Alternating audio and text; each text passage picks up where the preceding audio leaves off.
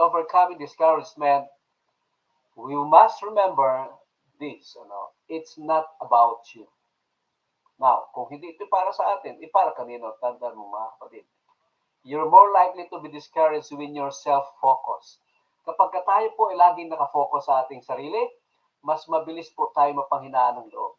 In 2 Corinthians 4:5, sabi po ni Paul, for we preach not ourselves. Kahit po si Apostol San Pablo, sabi niya, hindi naman ang ating sarili pinangangaral natin, kundi ang Panginoon.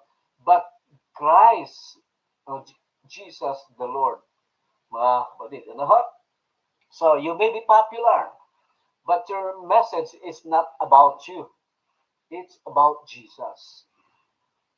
Someday, ako man sa aking sarili, mga kapatid, when I feel discouraged, palagi ko sinasabi sa aking sarili, pagka minsan 20 times a day, sinasabi ko na I don't have, it's not about me. It's not about me. It's about Jesus Christ. So whether I am praised or criticized, sinasabi ko sa aking sarili, it's not about me. It's Jesus.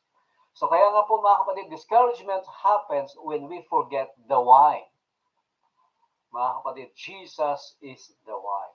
Kaya nga po, remember, it's not about you. Huwag tayong maging self-centered and self-focused. Madi-discourage talaga tayo. So mag-focus tayo sa Panginoon.